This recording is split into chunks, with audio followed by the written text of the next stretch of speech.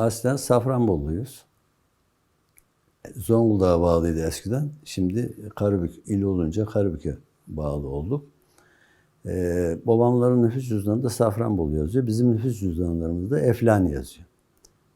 Yani Eflani şimdi yine nahiye gibi bir yer ama yani mahkemeler falan Safranbolu'da görülüyor. Ama Eflani ilçe olduğu için bizim nüfus cüzdanlarımızda Eflani yazar. İstanbul'a tabii ta büyük babamın zamanında gelinmiş. Büyük babam işte Mavna o zamanın armatörlerinin Salapurya işte 2 tane Mavna, bir tane Salapurya, 3 tane sandalı varmış. Diğerlerini kiraya verirmiş. Kendisi de bir tane Mavna ile yük taşırmış. İşte Kadıköy'e, Üsküdar'a, Kaynlıca'ya, Beykoz'a vesaire. Öyle bir geçmişimiz, büyük babamın geçmişi var. Sonra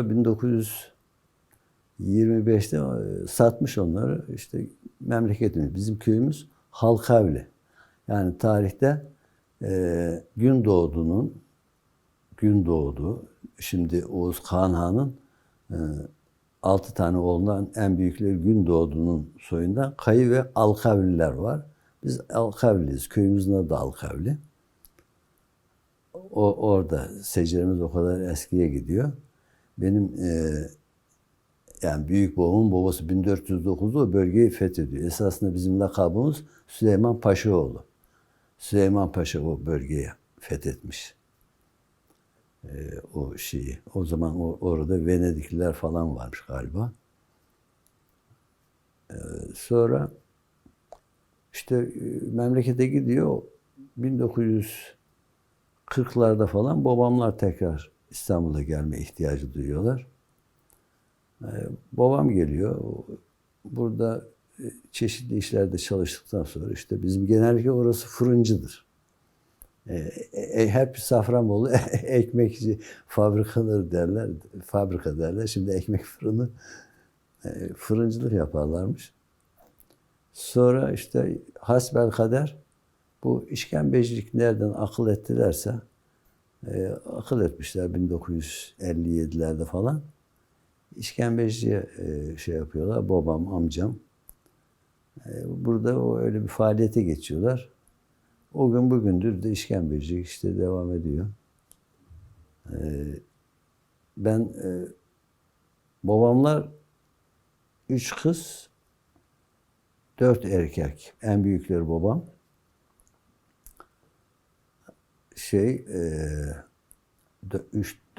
3 tane de amcam var. Yani babam en büyükleri.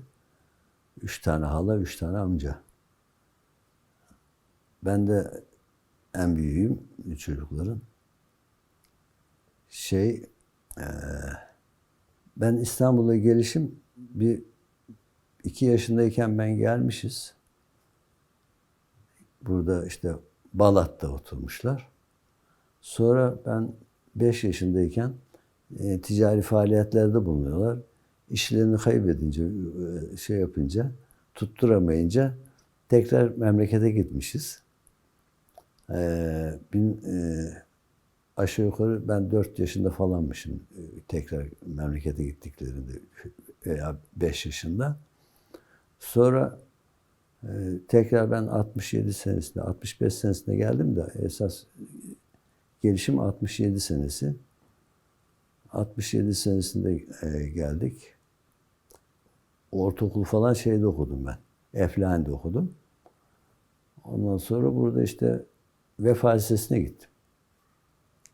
1969 senesiydi.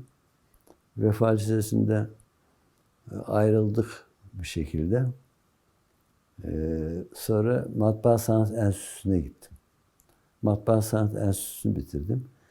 Matbaacılığı, o gazeteleri falan çok merak ederdim.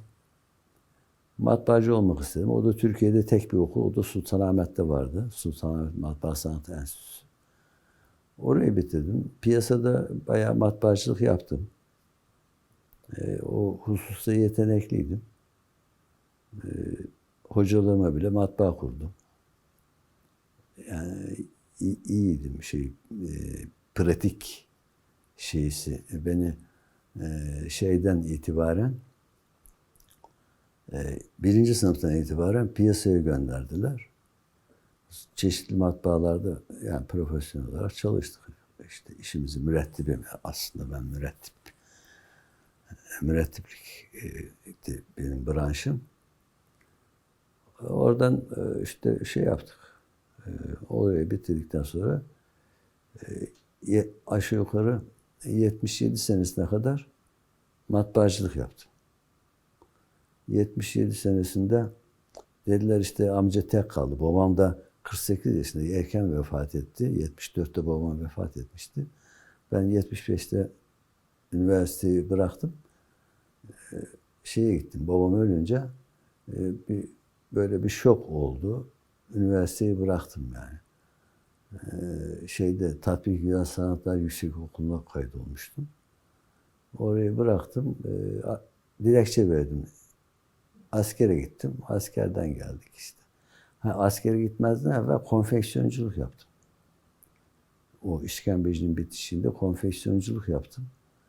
Konfeksiyondan sonra oradayken yani konfeksiyon devam ederken askeri dedim bu aradan çıksın. Artık okulda bıraktık. Askere gittik. Askerden geldik. Bu sefer işkembeciliğe devam. Konfeksiyonda ben askerde gidince yürütemediler. Devretmek zorunda kalmışlardı. Ondan sonra işte işkembecilik o gün bugündür devam. Fatih'te biz Draman yokuşunun başında oturuyorduk. Orada 2 katlı bir evde.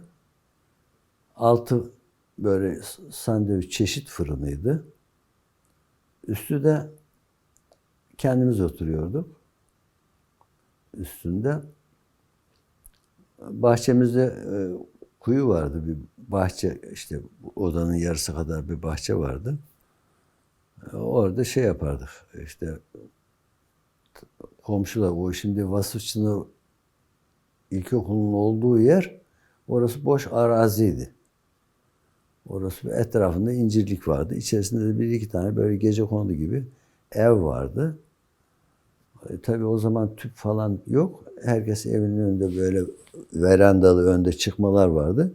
Onun altına maltızı yakardı. Orada işte bir tarafında su kaynıyor. Bir tarafında çorba pişiyor. Bir tarafında yemek pişiyor falan. O böyle mangallar vardı. O maltız diyorlardı. Maltızı yaktım. O mangallarda odun genellikle kömür yakılırdı. Orada işte yemek yapılırdı falan yani. Bizim bahçedeki o kuyuya yaz olunca evlerde tel dolap vardı. Ben o evin yani giriş fırın üstünden baktığım zaman Edirne Kapı, Şehremin, Yeni Kapı her tarafı görürdüm. Yani 2. kattan, o Draman'daki evin 2. katından yani girişin üstünden baktığımız zaman Yeni Kapı, Şehremin, Edirne Kapı hep oralar görülürdü. O kadar İstanbul'da yani apartman sayısı azdı. Vardı da azdı. Ya oraları görebiliyorduk. İşte o bizim kuyuya komşular gelirdi. Tereyağının işte yemeğini, kıymasını herkes 10 tane ip vardı. Herkes bir şey sarkılır. Soğuk durmasın. Tel dolaplar vardı. Şey yoktu. Nedir? Buzdolabı yoktu evlerde. Tel dolap vardı. O yazın soğutma işinde bir de mahallelerde buz satılırdı. Buz. Böyle kalıp buzlar gelirdi. Mahallede git falancadan işte şu kadar buz al. O buz 25 kuruş, 50 kuruş. Öyle buz alınırdı. Herkes öyle şey yapmak için buz. Bu kahvelerin önünde de fıçılar vardı böyle tahta fıçılar. Onun içerisine o buzdan atarlardı, giderlerdi, buz alırdı adam. Yarım kalıp işte kiloyla mıydı? Onu pek hatırlayamıyorum. Yoksa santim hesabına satılırdı. 4 köşe böyle dondurulmuş buz. Adam onu çuvalla, tiliz çuvalı üzerine örterdi. Oradan gelene keser verirdi buzu. O da evinde onu işte soğutmada kullanırdı. Aşağı yukarı her mahallede öyle buz satanlar vardı. Manav veya bakkal. Bakkallarda o zamanın bakkallığı tabii düğün eden bakkala giderdi. Ev alacak, ev alan bakkala giderdi. Bakkal o zaman mahalle bakkalı mahallenin finansörüydü. Ev alacak, İhsan amcaya git. Çocuğunu evlendirecek, İhsan amcaya git. İşte 500 lira, 1000 lira. O da ne zaman vereceksin diye sormaz. En az 6 ay o parayı beklemezdi yani. Öyle bir komşuluk münasebetleri vardı. Çok sıcak ilişkiler vardı. Herkes birbirini tanırdı mahallede. Ve tevazu vardı. Şimdi mesela bizim o oturduğumuz yerde bir hakim bey vardı. Bir de vardı, Refika Hanım teyze vardı. Refika Hanım teyze şimdi sabah 7'de o kapının önünde, evinin önünde 3,5 katlı bir evi vardı, ahşap.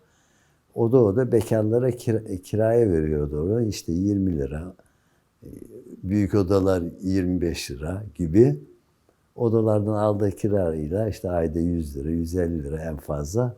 O parayla o da hayatını idame ettirdi, geçimini temin ederdi. Yani o günün şartlarında tamam para yoktu, para azdı, geçim sıkıntısı da yoktu. Geçim sıkıntısı da yoktu, endişe yoktu. Çarşamba pazarında bir gün limon maydanoz satan adam ev geçindiriyordu. Bir çırağın maaşıyla ev geçiniyordu. 20 lira haftalık alan bir çırak ev geçindiriyordu. Ben çarşamba pazarına beni gönderirlerdi bazen. Ben de hep evden giderlerse, bayanlar giderse yaparlardı. İşte ucuz seçerek alırlardı, ucuz ürünlerin içerisinden elma veya sebze veya başka şey. Genellikle meyvelerde o olurdu. Ben giderdim en pahalı hangisi ondan alırdım. 50 kuruş. Bana verirlerdi 30 lira. İnan hamal tutardı. Hamalın küfesi dolardı mevsimine göre. Hamalın küfesi doluyor. Benim elim dolu. Harcadığım para 30 lira. 35 lira en fazla. Yani şimdi mesela bir bekçinin, o zaman mahalle bekçileri vardı. 370 lira maaşı vardı. Çok iyi biliyorum. Çünkü mahalle bekçileri eskiden telefon her tarafta yoktu. Bizim orada gece açık olan, telefon olan bir tek biz vardı. Şimdi mesela işte Bozdoğan kemerine afiş asılmış. Bekçi gelirdi, bizden telefon ederek haber verirdi. Telefon ederdi. Karakoldan önce biz duyardık. Veya Fatih Camisi'nin avlusuna bir çocuk bırakılmış kundakta veya şeyin içerisinde battaniyenin içerisinde o gelirdi, işte karakola bildirirdi onu. Bizden böyle herkeste tesis falan yoktu. Yalnız belli başlı polislerde, ekiplerde falan vardı o tesis falan, telefon. Biz yani karakoldan önce bizim haberimiz olurdu. Nerede olay olduysa gelirlerdi, bizden haber verirler. Bizden telefon eder, bildirirlerdi falan. Yani o günün şartlarında tamam işte fakirlik vardı falan deniyor ama mesela Çarşamba'da o oturduğumuz yerde aşağıya bak, bir tek araba yok. Yani 100 metre görüntü görebildiğin 100 metre mesafede bir tek araba yok. Aşağıya bak, bir araba yok. Bir tek bizim evinde vardı araba. Yani benim dediğim 65-68'li yıllarda bir tek bizim önünde vardı araba. Yani öyle herkeste araba yoktu. Ama mesela Refika Hanım teyze dar gelirli, ancak geçimini temin edebilen bir şeydi. Bayandı, tek başına, başka kimsesi yok. Ama ya mahallede o yalnızlık hissetmezdi. Tek başına bir kadıncağız. Yüzü de şimdi şu hani pişmiş kadayıfları satıyorlar ya marketlerde. Yüzü de aynı o, öyle. Şimdi Refika Hanım o öyle. Hakim Bey öyle. Sabahleyin ikisi aynı saatte çıkarlar sokağa. Karşımızda da çaycı vardı, kahveci. Kadir, kahvemi getir. Tamam Refika Hanım hemen seferber olur. Ondan sonra Hakim Bey gelir. Hakim Bey'in kahvesini de getir. Yani şimdi Hakim Bey'le Refika Hanım teyze, Hakim Bey inanın burası kadar evi. 2,5 katlı. Ama düşünün o tarihlerde emekli olmuş bir hakimi düşünün. Evi bu kadar. 2,5 katlı. Üstte işte altta bir oda, bir mutfak, kiler. Üstte 2 oda işte bir hol derlerdi eskiden. O kadar yerlerde onlar gayet böyle ama duruşları, vakarları, ağırlıkları hissedilirdi herkes tarafından. Tabii o zamanlar çıkmaz sokaklar vardı. Mesela orada her üç sokaktan bir tanesi çıkmaz sokaktır. O çıkmaz sokaklar öyle tesadüfen konulmuş yerler değil. Onlar bilerek projeli bir şey. Orası çıkmaz sokak. Mesela bayramlarda falan şeye gitmek, evden gitmek, tatile gitmek falan çok ayıptı. Gözgüsüzlük addedilirdi. Herkes bayramda evinde olurdu. O çıkmaz sokaklarda da kadınlar sıcakta yazın kapının önüne çıkar kilim sererlerdi. Onlar üzerinde oya yapan oya yapar. İşte bir nedir o? Dantel örer. Orada hem muhabbet ederler, sohbet ederler hem el işleri yaparlardı oralarda. Çocuklar da onların yanlarında oynarlardı. Çünkü oraya araç falan girmez. Mesela bir geldiği zaman birisi o sokağa girdiği zaman kim aradınız diye hemen sorardı o kadınlar.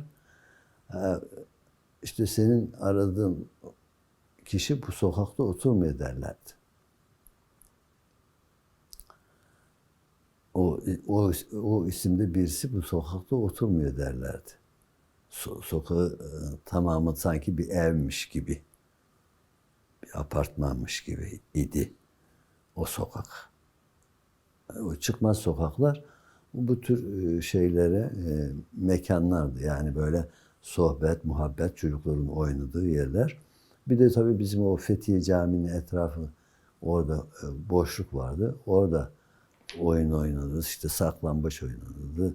İşte misket oynarlardı çocuklar genellikle. O zaman misket şeydi.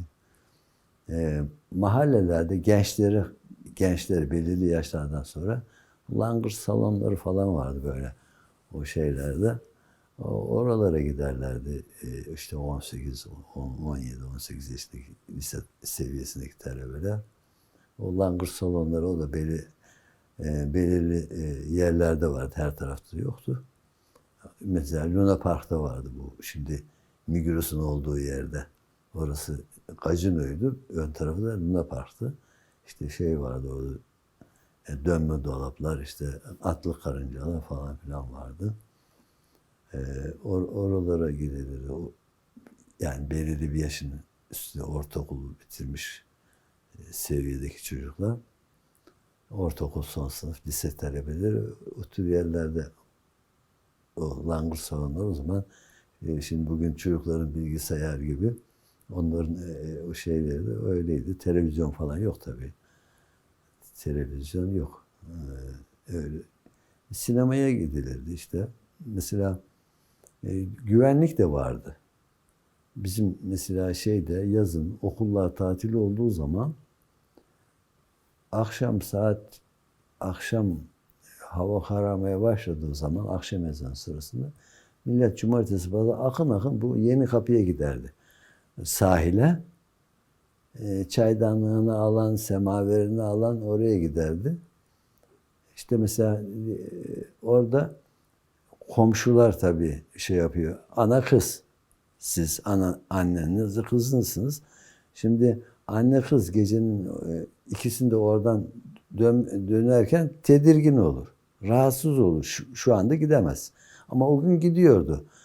Mahalle komşularıymış, 2-3 komşu veya daha az, daha çok komşu, en az 2 komşu, 3 komşu oralara giderlerdi. Gecenin ikisinde, üçünde dönüş yaparlardı. Bu sefer bizim dükkana tabii onlardan %10'u da %5'i de gelse bayağı yoğunluk olurdu. Yani o gün yani o anne kız akşam oraya gidip de gecenin birinde ikisinde oradan dönmesi gayet şeydi.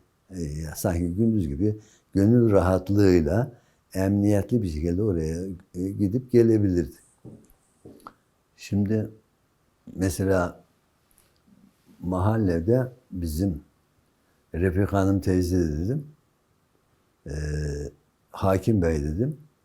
Mahallede baba oğul arasında veya kardeşler arasında ya da komşular arasında bir itilaf olduğu zaman hemen o mahallenin bu bahsettiğim tamam orada Hakim Bey, her yerde Hakim Bey, her mahallede Hakim Bey olacak diye bir şey yok da oranın akil insanları, herkesin saygı gösterdiği, itibar ettiği, güvendiği insanlar, güvenilen insanlar hemen bir çözüm getirirlerdi o anlaşmazlıklara. Bir çözüm bulurlardı. Mal sahibiyle kiracı arasında olsun, aile içerisinde olsun, kardeşler arasında olsun, komşular arasında olsun hemen ona o mahkemeye falan intikal etmez o tür şeyler. Dolayısıyla mahkemede dosya birikmezdi. Şimdi milyonlarca dosya birikiyor mahkemede. En ufak bir şeyde mahkeme, en ufak bir şeyde. Yani mahalle kültürü çok orada şeydi. Nasıl diyelim? Mahalle kültürü orada çok etkin bir şeydi. Otoriteydi yani. Şimdi ayıp günah dediğin zaman kim olursa olsun herkes onların o büyüklerin dediğine saygı gösterirdi. Mahalle kültürü çok şeydi, baskındı yani. Mesela bizim orada o mahallede şey vardı. Bir işte apartman vardı. O apartmanın kapıcısı. Şimdi bunlar işte orada kapıcılık yapıyor ama affedersin yarım akıllı diyeceği böyle kendine sahip değil. Ancak o kapıcılığı şunu götür, o çöpü dök, efendim merdiveni sil, onları becerebiliyor. Fazla becerileri yok. Ama çocukları o mahalle yetiştirirdi. Yani onlar o anaya babaya kalsa çocukların yetişmesi mümkün değil. O çocukları mesela o kapıcıların çocukları o mahallenin akil insanları üniversite bitirdiler.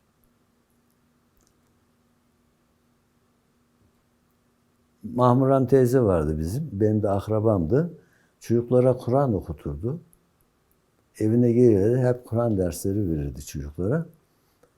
Gelemeyenlere de o giderdi. Ders verirdi. Şimdi mesela onun binlerce talebesi var. Halen daha 94 yaşında falan 95 yaşında rahmetli oldu. Onun da çocuğu yoktu. Çocukları da çocuğu olmadığı için kendi çocuğu gibi telakki ederdi. Onları yani öğretmek için elinden geleni yalnız yani ders vermekle, okutmakla, öğretmekle kalmıyor. Onlara terbiye de verirdi. Ayıp nedir, günah nedir? Yani davranış usullerini de öğretirlerdi. Yani o kendi yetiştiği kültürü onlara aktarırlardı. Mesela ben ona giderdim ziyarete. Tek bey öldükten sonra şey yapardı. İşte bugün de çok gelen oldu. Yaşlı 85 yaşında 80. Dursun bugün çok gelen oldu. İşte İşte talebelerim geldi. Belediyeden, tıptan bir sürü talebesi olmuş. Tabii o bize Kur'an öğretti diye öyle vefa duygusuyla genellikle bayramlarda gelir ziyaret ederlerdi. Yani o mahalle kültürü o gün gerçekten topluma şekillendiren şeylerden, unsurlardan bir tanesi.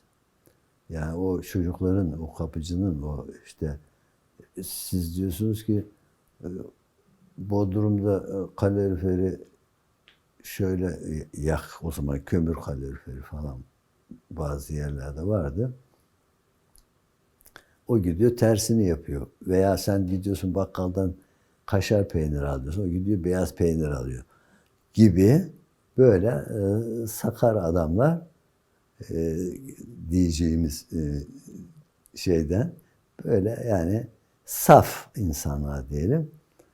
Ama onların çocukları, onlara kalsa o çocukların üniversite okuması, lise okuması mümkün değil.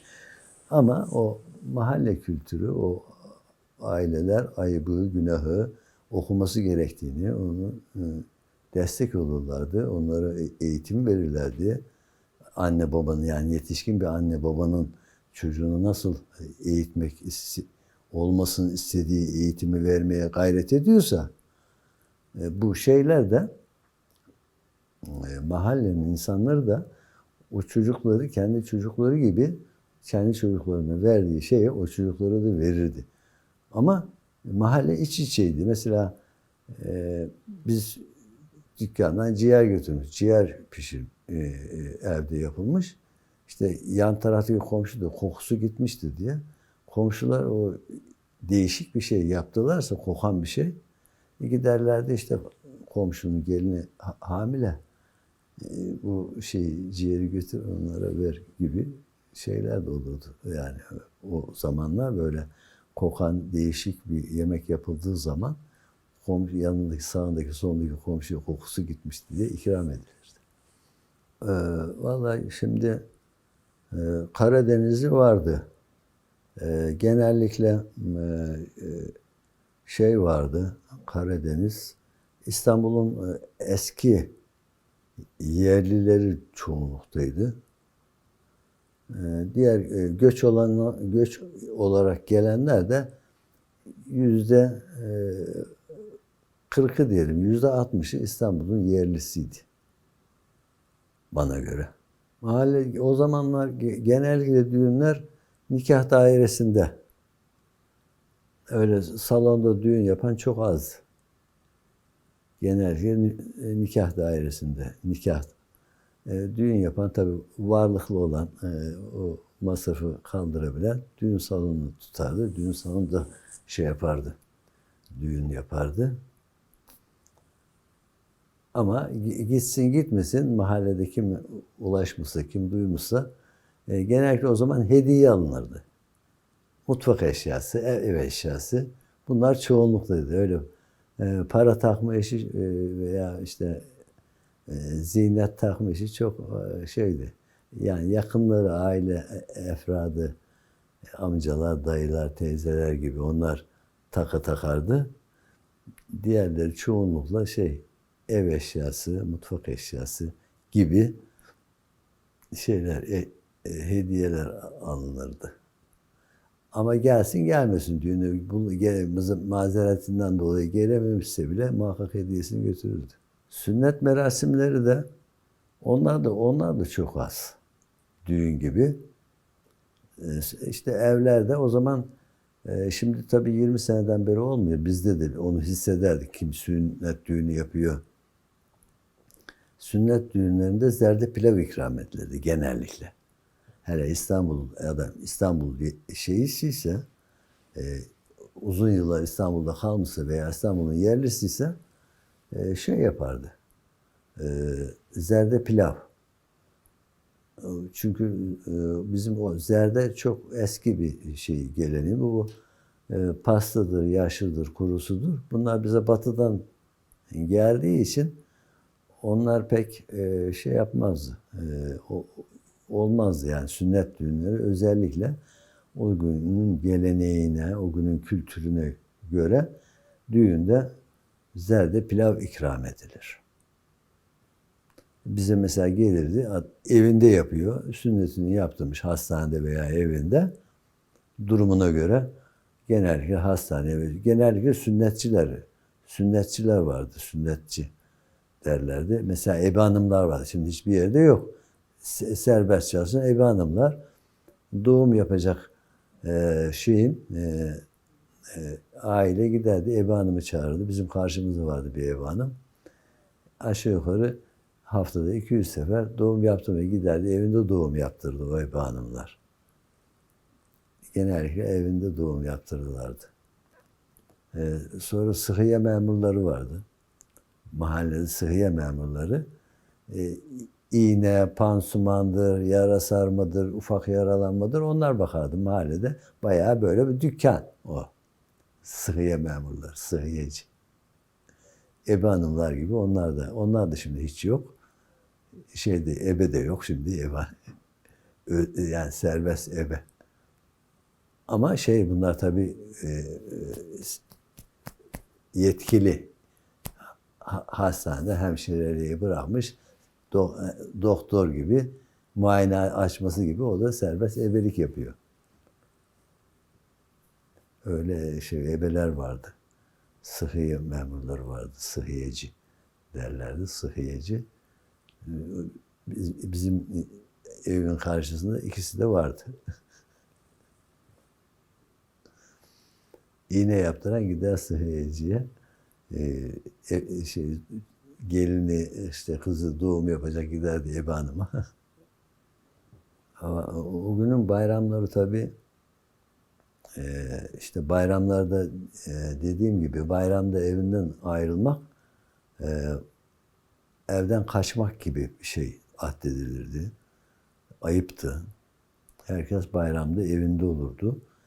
Bayramlarda genellikle mesela biz büyüklerimizin evine gittiğimiz zaman bayram hazırlığı yapılırdı. Çorap mendil, mesela bizim gibi, ben lisedeyken çorap mendil verirler. Durumuna göre çorap mendil, biz de her gelene çorap mendil verirdik. Bayramda bizi ziyarete gelene.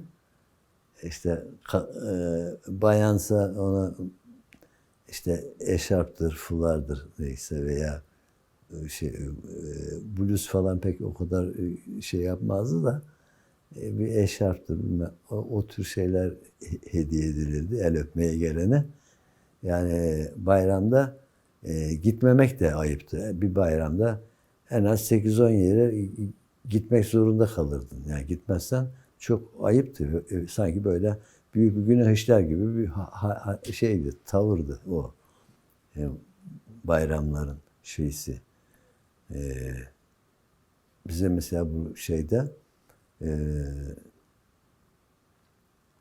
20 sene öncesine kadar 50 tane zerde yapıverin, 100 tane zerde yapıverin, 200 tane zerde yapıver, sünnet düğünümüz var. Gerilerde alırlardı. Bize zerde yaptırırlardı. O zerdeyi çünkü bayanlar sütlacı mütlacı yapar da zerde biraz farklı bir yiyecek. Onu biz yapardık. Bize öyle yazın olurdu Nisan'dan itibaren. Öyle okulların tatile girmesiyle sünnetler başlardı. O zaman sünnet düğünlerinin yoğunlaştığı dönemde zerde yaptırırlardı bize. Biz de yapardık zerde. Bayramlar, evet. Bayramlarda tabii 2-3 gün evvel hazırlıklar olur. Genellikle tatlı yaparlar. Baklavaydır, kadayıftır. Ondan sonra genellikle yani o tür tatlılar olurdu. 2-3 gün evvel bir kere önce temizlik yapılırdı. Bayram temizliği derlerdi. Bayram temizliği yapılır. Yıkanır, edilir.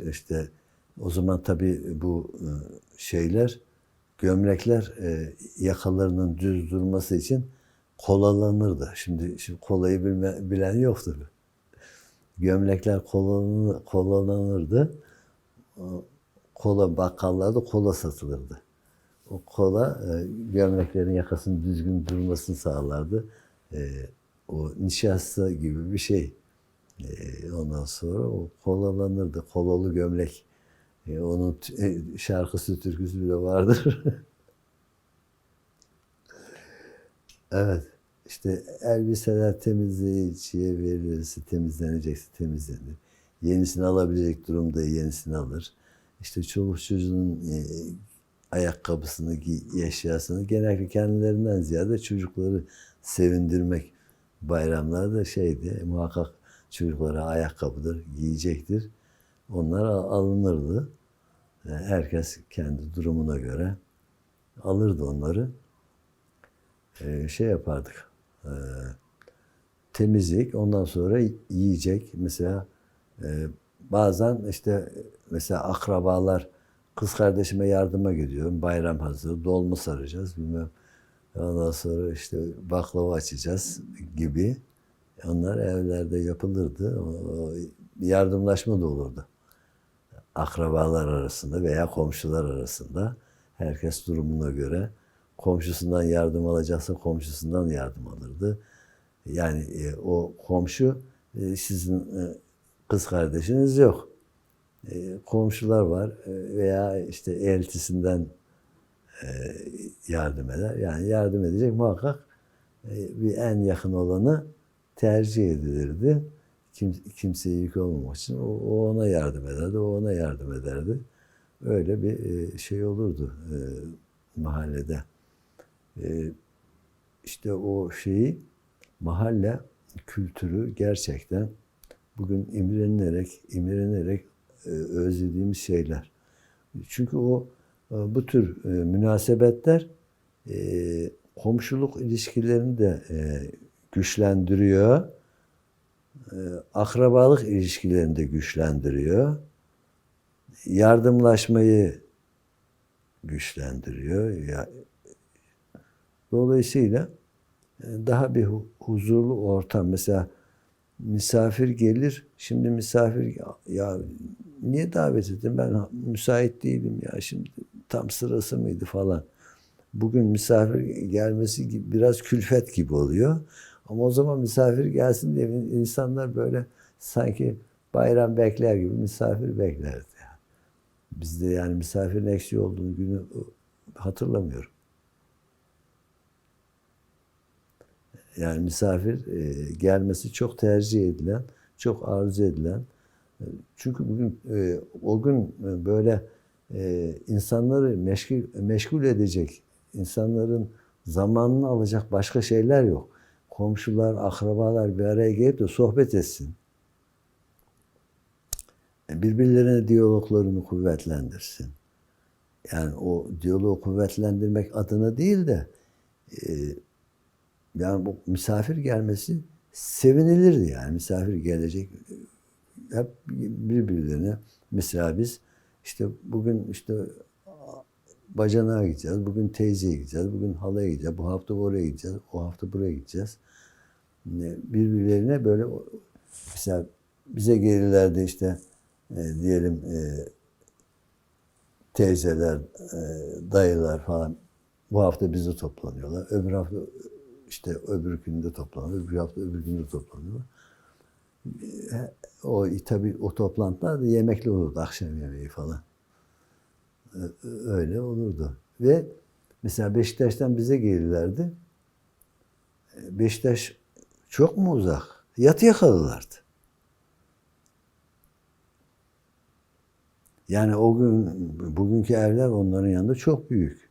O zaman yani benim anlattığım dönemde şimdiki büyük evlerin 130-150 metre evler o zaman konaklara has bir şey.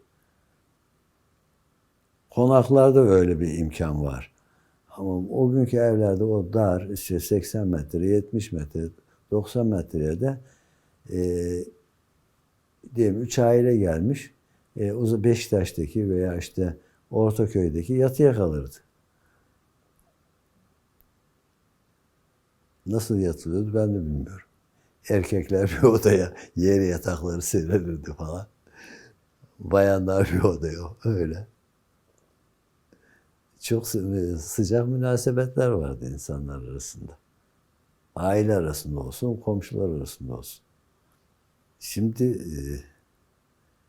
gençliğimizde nasıl diyelim? Mesela işte o zaman şey vardı. Bir bu Gülhane Park. O zaman orası aynı zamanda hayvanat bahçesiydi. Oraya giderdik. Ondan sonra işte çocukluğumuzda langırt salonu vardı. Oraya giderdik. İşte adalara gidilirdi. Piknik alanı olarak oraya piknik yapmaya gidilir adalara. Ondan sonra Yıldız Parkı'na giderdik genellikle.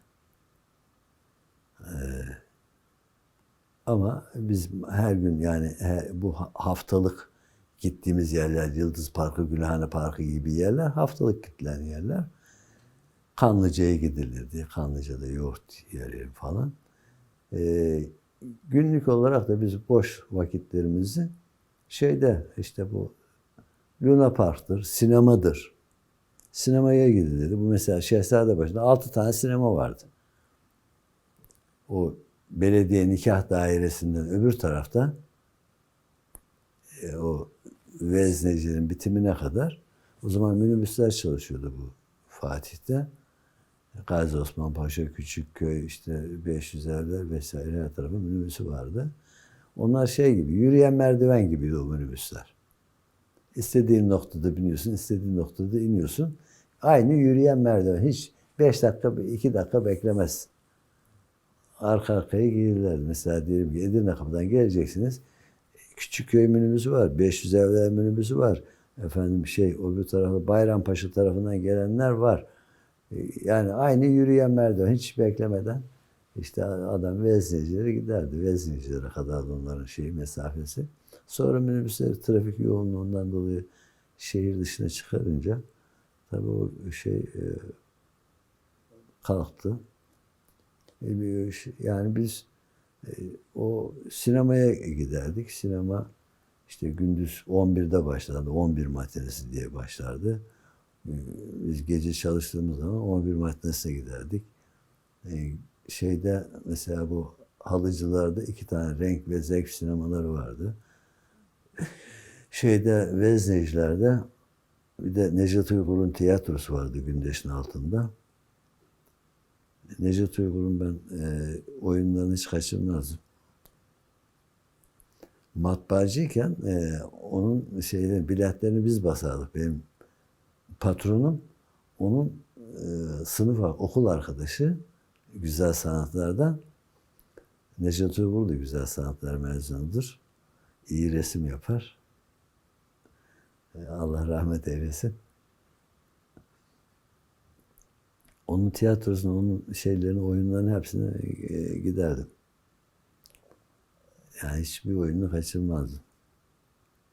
Onların biletini ben şimdi onların biletlerini götürüp basıyoruz matbaada, götürürüz, teslim ediyorum. Teslim edince derdi bu akşam müsaitsen gir oyunu seyret derdi bana Vezne'deki kadın veya erkek kim bakıyorsa akşam o gün Vezne'ye. Ben de öyle yapardım.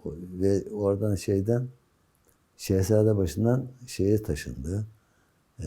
Aksaray, Belediye Sarayı'nın aşağı inen PTT'nin arkasında bir yeri vardı. Orada tiyatrosu vardı. Oradan Koca Mustafa Paşa'ya taşındı. Koca Mustafa Paşa'dan sonra gitmedim. Zaten o da kısa bir süre sonra bu tarafında Şişli tarafında bir yerde zaten orada tiyatro oyunu ortaya koydu. Ondan sonra da yaptı herhalde, bıraktı. Yani eğlence yeri küçükken misket oynamak. Mesela bizim ortaokulda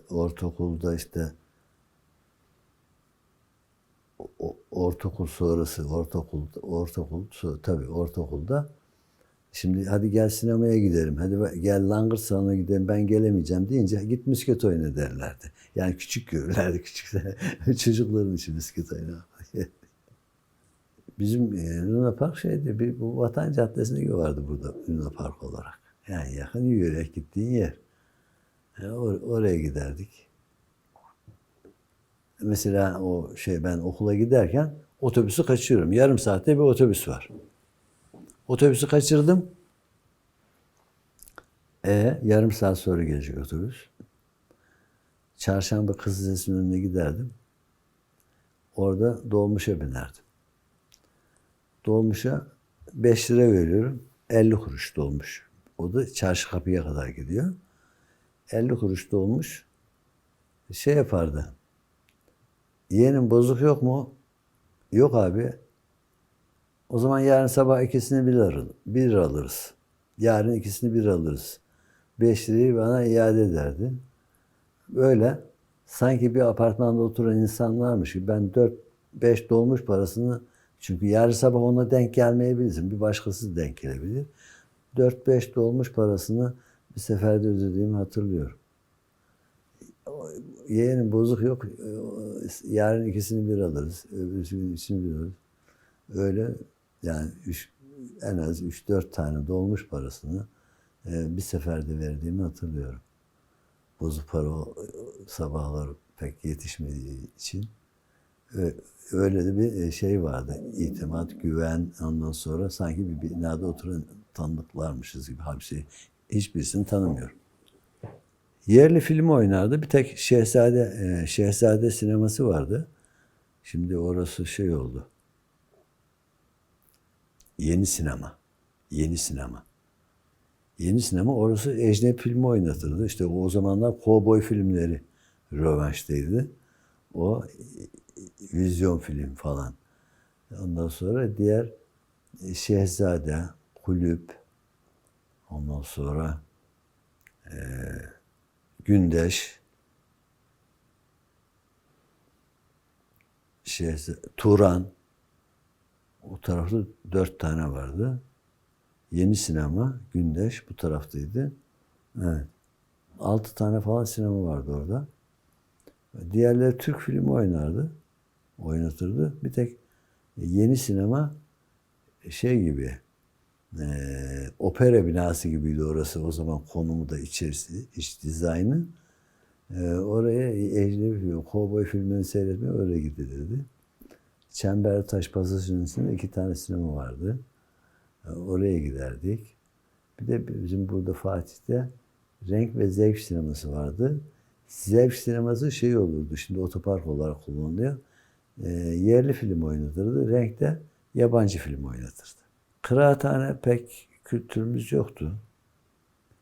Ama bizim dükkanın arkasında bir işte şu boşluk kadar kitaplıktan şu kadar bir şey vardı, çay ocağı vardı. Oraya giderdik. Yani o dükkanın arkasında olduğu için o da şeydi, 70 yaşında bir adam. 100 kiloluk adam. Hem nargileci, hem garson, hem çaycı. Hepsini kendisi yapıyordu. Tek çalışıyordu. 4 tane de masası vardı içeride. İşte oraya gelenleri anlatayım. Hakim Bey, ismini de 3-4 sene sonra öğrendim. Kitapları bana getirince öğrendim. Hakim Bey, Hammal Hasan Efendi, Hammalbaşı Ömer Efendi, Zahireci Zihni Bey, Zahireci Zihni, Kuru Temizlemeci Reşit Efendi, ondan sonra Kalfa Kazım Bey, İnşaat kalfasıydı o. Ondan sonra Galip Bey, avukat. İşte Hafız Efendi, Hammal Efendi, Hammalbaşı Ömer Efendi. Hafız bu Mezarlıklar Müdürlüğü, şimdi eski asker şubesini bilmiyorsun. Şimdi Fatih Üniversitesi oldu ya. Fatih Sultan Mehmet Üniversitesi. O orası asker şubesi, köşe bina. Fatih Asker Şubesi'ydi orası. aynı zamanda İstanbul Askerlik Daire Başkanlığı'ydı. Yani bütün İstanbul'un ilçeleri oraya bağlıydı. Daire başkanı da oradaydı. İstanbul Askeri Alma Daire Başkanlığı da orasıydı. Onun yanında da Mezarlıklar Müdürlüğü var. Şimdi itfaiye kullanıyor orayı. Öyle Mezarlıklar Müdürlüğü işte bu kadar bir oda, derme çatma bir oda, baraka gibi. Ondan sonra orada mabutlar hep orada dururdu yolun üzerinde, kenarda. Orada oranın hafızları gelirdi. Okuyucular derlerdi onlara. Hafızlar gelirdi.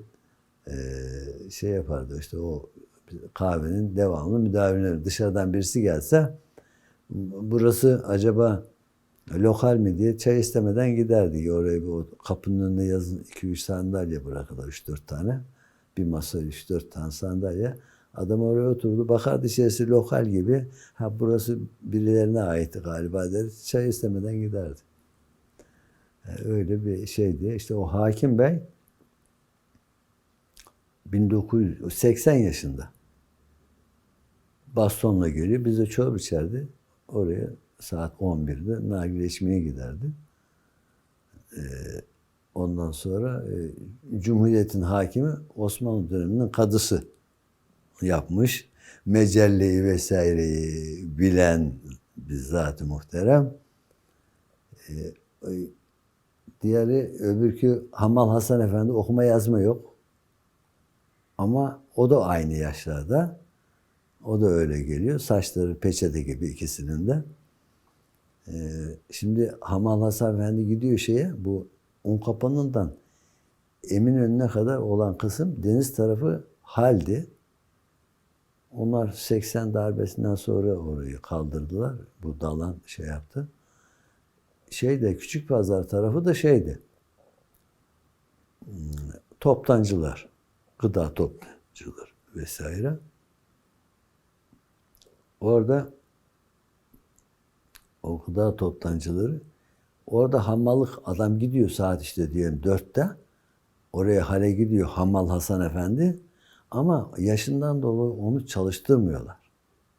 Sen de otur baba. Ona çalışma yok. O insanlar, onların edebi terbiyesi gereği onu çalıştırmıyorlar. 80 yaşına geldi. Ama semerini satmamış adam. Semeri duruyor.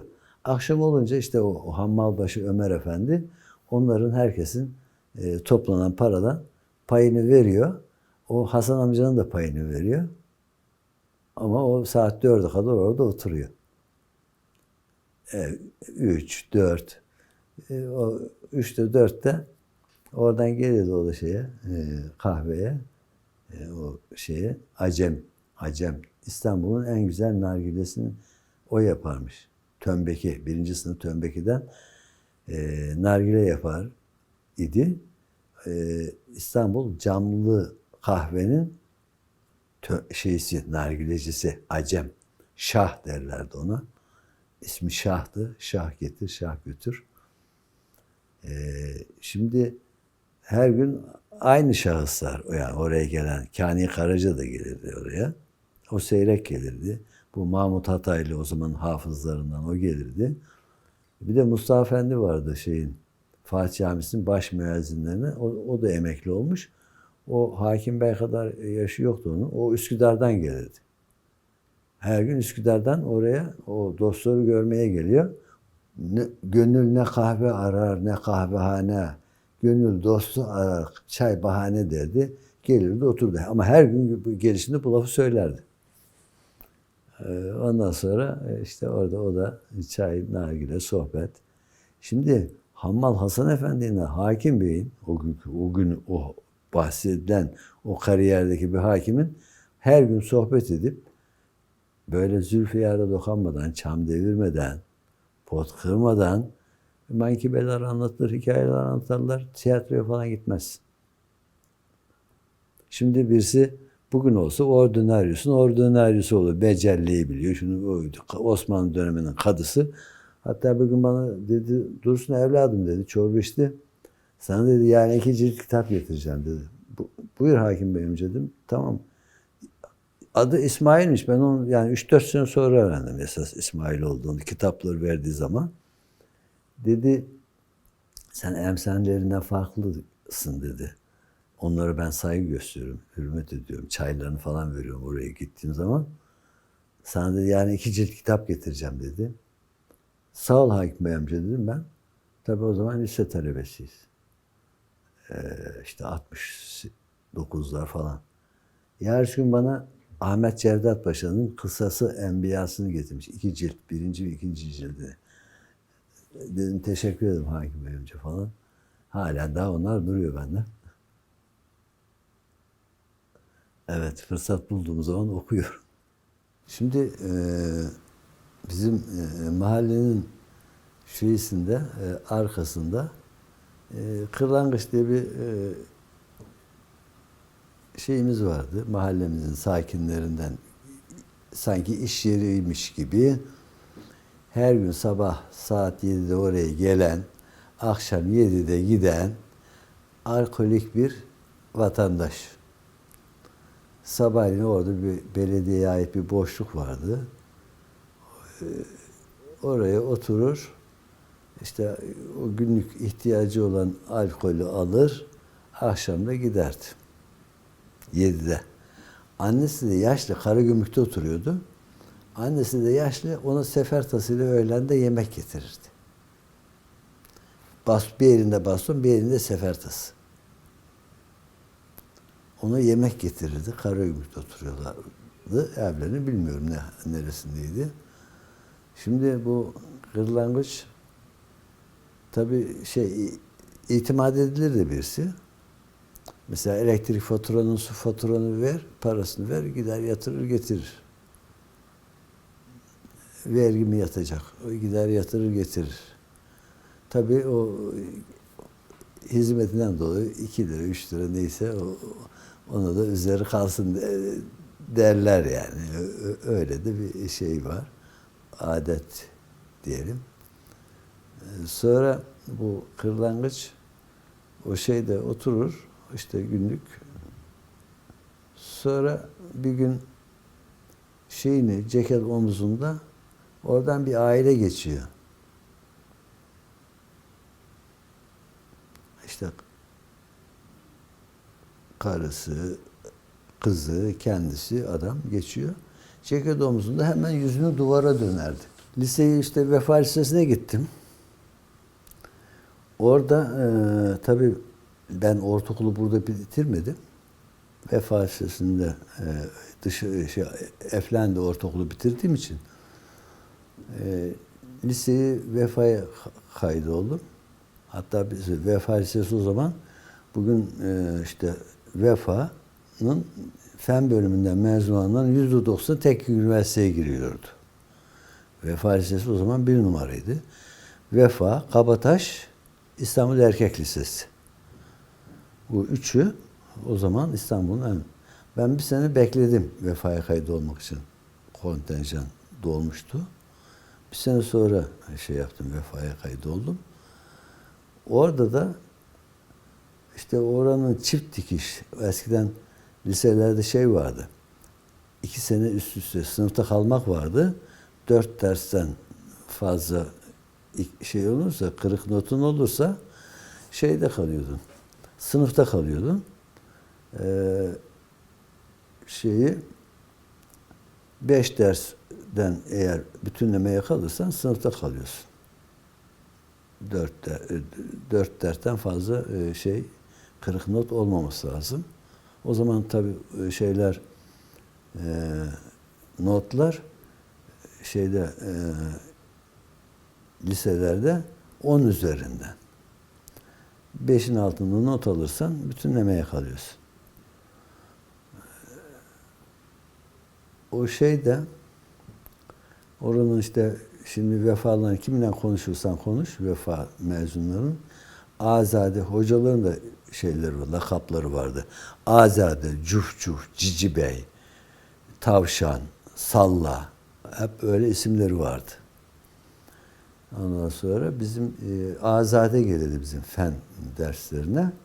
Onun da her sene ödülü vardı. Altın dolma kalem, altın saat alırdı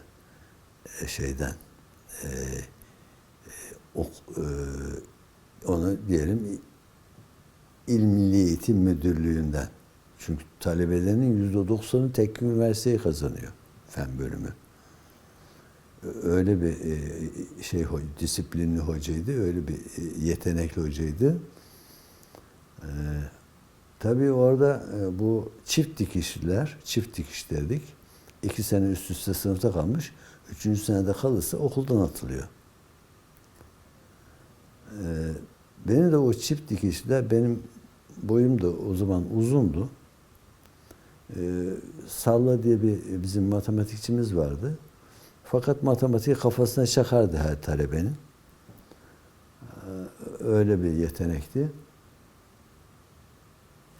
Onun dersi olduğu zaman bizim mesela normal sıralarımızda değil de siz işte 6 kişiydik biz, siz en arkaya derdi. Bize öndekileri göremiyorum. Siz en arkaya oturturdu bizi. Ondan sonra bu sefer tabii biz en arkada bu sefer o 6-7 kişi biz gruplaşmaya başladık. Onların çoğu da çift dikiş. Ondan sonra hadi sinemaya gidelim, hadi langırt salonuna gidelim, hadi kaçalım vesaire, bugün hadi dersi kıralım. Fakat o gün Vefa Lisesi'nde Adil Teoman lise müdürüydü. Odası bahçeye hakimdi. Yani o odasında oturduğu zaman bütün bahçede kim ne yapıyor görüyordu. Müdür odasındaysa kimse bahçeye çıkamazdı. O disiplin vardı. Çok. Biz tabii okuldan kaytardığımız zaman o çocukları işte o 6 kişi beni de aralarına aldılar. Ben de biraz herhalde o zaman onlara uyarak saflık yaptım. Eve 3-4 sefer yazı gelmiş disiplinsizlikten, okuldan kaytarmaktan. Derslerim iyiydi aslında. Hele o biyoloji, mesela biyoloji hiç çalışmadım, 7-8 alırdım. O çok ilgilendiğim bir dersti. Merak ettiğim işte amipler, bölünmeler, işte mikozalar vesaire, onları diğerleri de sevmez o dersi. Yani kafadan bacaklılar yok, çok ayaklılar gibi. Ben de o dersi severdim. Hiç çalışmadığım halde 7-8 alırdım. Derler nasıl alıyorsun sen bunu? Bir dersi sevince o derste başarılı oluyorsun. Çünkü iyi dinliyorsun. Dersi iyi dinleyince mesele yok. Evet. Oradan sonra o disiplin suçundan dolayı okulu bıraktım. O tabii benim saflığımdan, biraz da çocukluk psikolojisi. O bir arkadaşlar işte langırt salonuydu efendim. Bizi iyice yapmışlar. Sinemaya gittiğimizi vesaireyi öğrenmişler. Nasıl öğrendilerse disiplin suçundan ihtarname falan. Ben de okulu o zaman bıraktım. Matbaa Sanat Enstitüsü'ne gittim. Oraya senesine tabii. Vefa Lisesi öyle bir macera oldu işte. Matbaa Sanat Enstitüsü, şimdi Topkapı'ya gittiğimiz o ana kapıdan girdiğiniz zaman şimdi orada inzibat var, askeriye var. Oradan aşağı döndüğünüz zaman binayı yıkmışlar. Orada aşağı döndüğünüz zaman sol taraf otopark, sağ taraf Matbaa Sanat Enstitüsü'ydü. Oraya siviller geçemezdi. Yalnız okulun talebeleri geçerdi. Bizim alt tarafımızda NBC okuluydu. Yani nükleer, biyolojik, kimyasal. Orada haftada bir gün tatbikat yapılırdı. O gaz bombaları atılır. Onların tatbikatı yapılırdı. Biz o zaman bahçeye çıkamazdık. Hapşırmaktan gözlerin yanardı. Nefes alamazsın falan. Orada o NBC okuluydu orası. Ondan sonra o Matbaa Sanat Enstitüsü tabii Türkiye'de tekti ve Türkiye'de matbaacı yetiştiren, o bizim mesela Günaydın'da, Hürriyet'te o zaman bu web offset yoktu. Bir tek web offsetle basılan benim o dediğim 70'li yıllarda, 73'lerde Günaydın gazetesi vardı.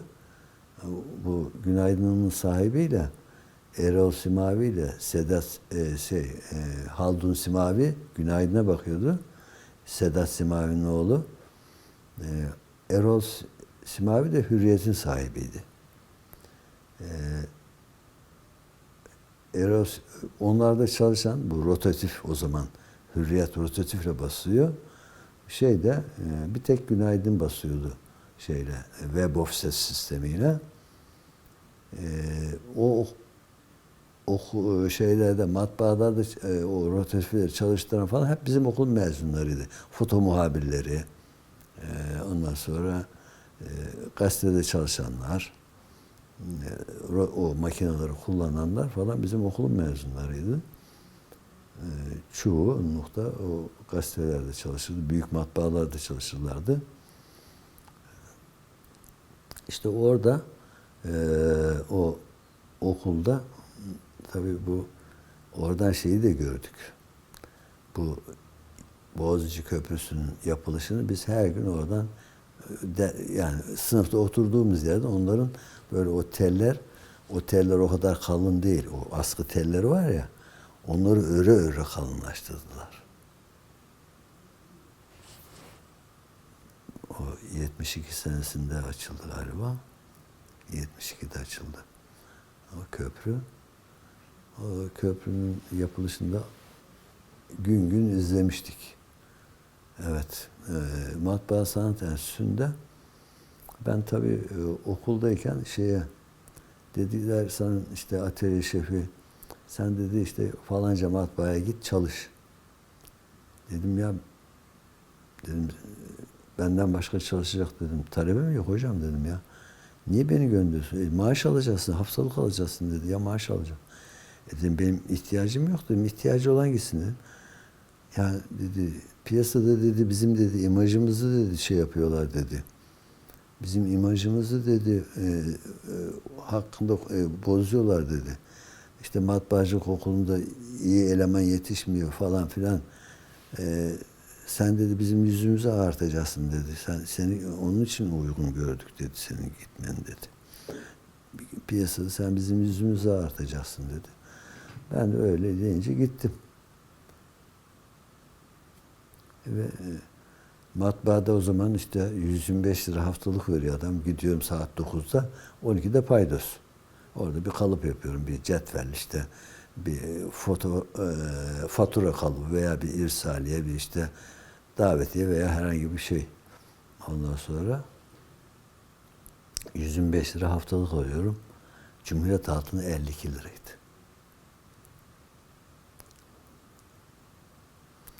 Sonra başka bir matbaa dedi ya ne olur gel bize 2 saat çalış. Oraya gittim. Onları da hadi matbaacılar birbirleri hep gelip giderler, birbirle paslaşırlar. Birinde olmayan şeyi çünkü geniş kapsamlı bir alet edevat takımı var matbaada. O harf karakteri onda yoktur. 2 kavalet yazısı vardır. Sizde vardır, senden gelir onu ister falan. O karakterdeki yazı. Çünkü matbaacılık okulunda ne kadar karakter varsa hepsi var. Ama piyasada öyle değil. Adam bir kavalette 20 karakter, 30 karakter yazısı var. Yapardı. Birbirleri böyle sık diyalog halinde oldular. Onun makinesinde olmayan şeyi öbürkü makinede bastırır. O ona bastırır, o ona bastırır. Küçük iş olursa küçük makineye verir. Onda makinesi küçük. Büyük makinesi olan küçük işi onu yaptırır falan, öyle paslaşırlar matbaacılar. Öyle beni de yaptılar. Gittim 2 saat orada çalıştım. İşte oradan gördü bir başkası, ya ne olur gel işte 2 saatte bizde çalış. Tabii ben 4:15'te okuldan çıkıyoruz. Saat 7:30'da eve geliyorum falan. Nereden geliyorsun? Kütüphaneden geliyorum. Diyorlar yani çalışıyorum diyemiyorum. Çünkü çalışıyorum desem biz sana para vermiyoruz. Haftada 50 lira veriyorlar. Sultanahmet köftesinde köfte, ekmek, piyaz 150 kuruş. 1 lira köfte, 50 kuruş piyaz. 150 kuruş. Bir buçuk köfte yiyorsun öğlende. O zaman gençlik işte. Helva melva yiyorsun. 2,5 lira para tutuyor. 2,5 lira. Bana veriyorlar haftada 50 lira evden. Paso 25 kuruş. 50 lira verince bana 50 lira o yeme içme, yani tam gün okul, yarım gün okul, atölye, yarım gün ders, yani işte matematik, fizik, Türkçe vesaire, edebiyat. Yani bir ay yeter o 50 lira olur. Yemeğinin, içmenin, yolundan yaparsan. Onun için ben de diyemiyorum ben çalışıyorum diye. Okuldan da öyle bir yaptılar. Baskı oldu hocamdan. Sonra 3 tane matbaada bu sefer dedim ki ya bak, ben dedim o dedim daha az çalışıyorum. 150 lira veriyor adam bana dedim. Çünkü onun matbaasının makinesinin bir günlük, 2 günlük yapacak işi ben bir kalıp yapıyorum. Adam ondan 10.000 tane basıyor, 100.000 tane basıyor benim yaptığım bir kalıptan. Onun 2 günlük, 3 günlük işini görüyor benim yaptığım bir kalıp. Dolayısıyla 150 lira veriyorlardı. Şimdi 3 tane matbaa, tabi bu çok uzun sürmedi. Bir tanesi uzun sürdü de diğerleri 3-4 ay oldu. Sonra başladı, bitti falan. 450 lira haftalık, 50 lira da evden veriyorlar, 500 lira. Ayda 2.000 lira. Ayda 2.000 lira, 100 tane altın alsam ne yapar? 10 tane altın 500 lira, 40 tane altın. Yani atölye lirası. Bugün 7.000 küsür lira olan atölye lirası bedelinde yani o zaman matbaacılık çok cazip bir şeydi. Yani bizde cazipti. Sonra benim bir tanıdığım geldi. İlla seni dedi Avustralya'ya götüreyim dedi. O Avustralya'da çalışıyordu. Dedim yani niye? Orada dedi matbaacılar en yüksek ücreti matbaacılar alıyordu Avustralya'da. Orada matbaacılar dedi en yüksek ücreti onlar alıyor dedi. Yani herkesin çalıştığının 2 katı ücret alıyor dedim. Tabii ben dedim okuyacağım dedim, ya okuyorum ben, gelmem falan, gitmedim yani Avustralya'ya. Sağ olsun Yunus abi öyle bir teklifte bulunmuştu. O zamanlar işte yani matbaacılık okulu, Matbaa Sanat Enstitüsü o günkü adı.